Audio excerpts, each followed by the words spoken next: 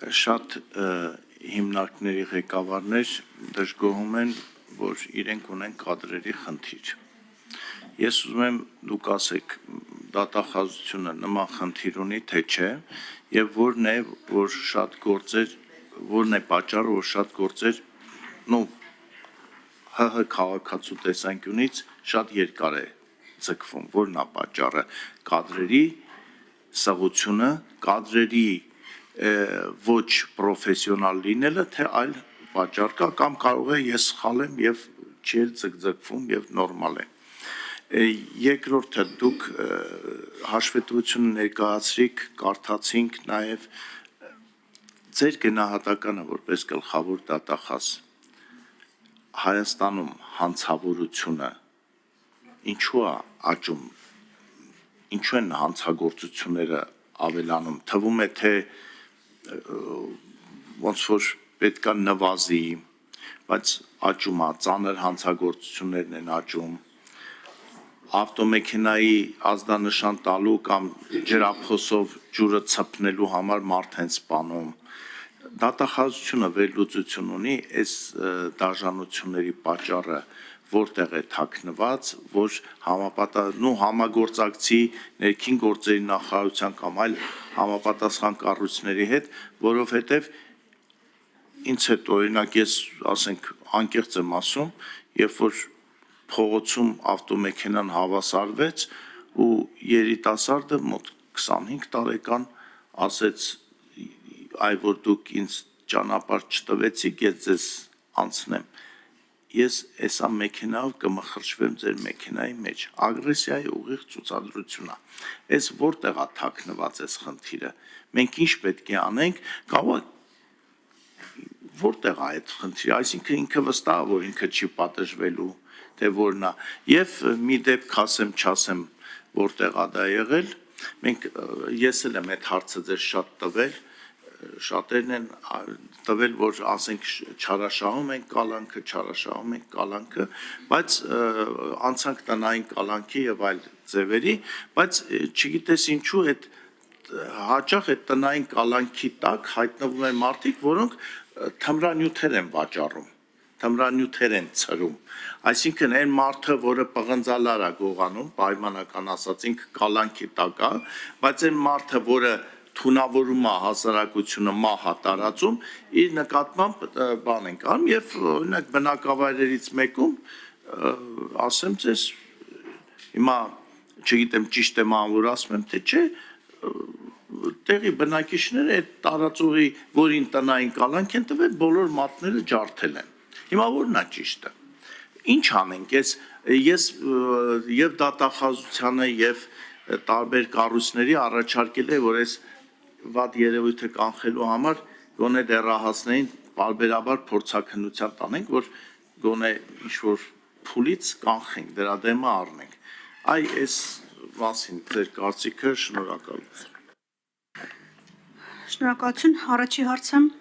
չէ, կադրերի խնդիր չունենք,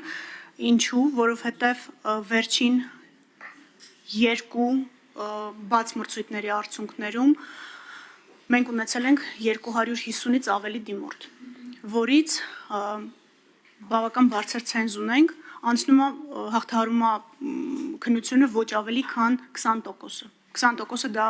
այն ամենաթոփ ցուցանիշն եմ ձեզ ասում,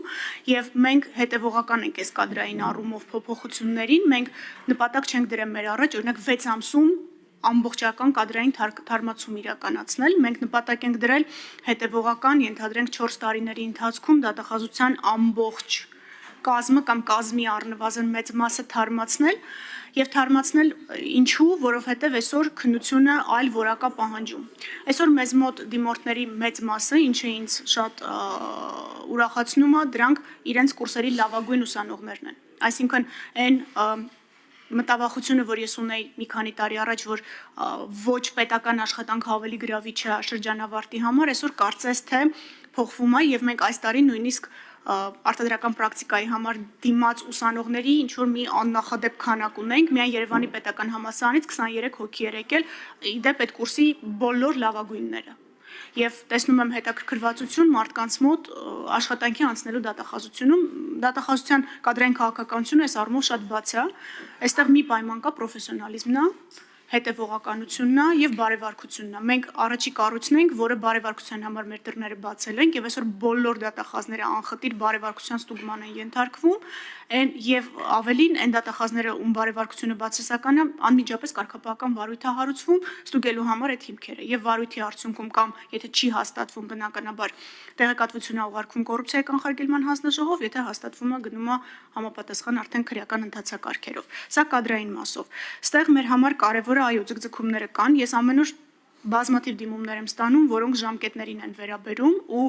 ասել, որ մի օր կկարողանանք այս բոլոր խնդիրները լուծել, իրատեսական չի, բայց ժամկետներին շատ ուշադիր ենք։ 6 ամիսը 1, 8 ամիսը 1 գլխավոր դատախազությունում պահանջում ենք վարույթները, որպեսզի հասկանանք, գուցե ինչ-որ մի վարույթ միտեղ մոռացել են ուղղակի, ուշադիր չեն այդ վարույթի նկատմամբ։ Սա էլի պրոֆեսիոնալիզմի մասին է խոսում, քանակի մասին չի խոսում։ Այսօր դատախազների թիվը 430 եւ մի փոքր ավելի է, նույնիսկ եթե դարձնենք 900, էլի այս խնդիրը լինելու է։ Դրա համար մենք կարծում ենք, որ պետք է այդ հետևողական աշխատանքի վրա կենտրոնանանք ու խրախուսենք հետևողական աշխատանքը։ Հանցագործությունների մասով ես կխնդրեմ ուշադրություն դարձնել, մենք աճ չունենք։ 24 թվականի համեմատ ընդհակառակը ունենք նվազում եւ ոչ մեծ միջին ծանրության հանցագործությունների պարագայում եւ ծանր առանձնապես ծանր հանցագործությունների պարագայում, բայց այստեղ իհարկե խնդիր կա։ Ու եթե մի բառով ձևակերպեմ, ձեր ասած ագրեսիան որտեղից է գալիս ու ոնց կարելի է այդ ագրեսիան հաղթահարել, միայն դաստիարակված վերաբերմունքով։ Ես ուրիշ լուծում չգիտեմ։ Բնականաբար ներքին գործերի նախարարությունը որպես ոլորտի պատասխանատու գերատեսչություն հանցավորության մասով ռազմավարություն է մշակում եւ դատախազությունը այդտեղ մեծ դերակատարում ունի եւ այստեղ ընդհանրական դատողությունների մասին չեմ ուզում խոսել շատ կոնկրետ հողի վրա նոր քննարկում էինք պատգամավորի հետ բանը նույն թմրամիջոցների կանխարգելումը, հա, կանխարգելումը պատժի խստությունը չի անչափահասների պարագայում, կանխարգելումը մաքսիմալ շատ զբաղվածության եւ դաստիարակչական աշխատանքների իրականացումն է։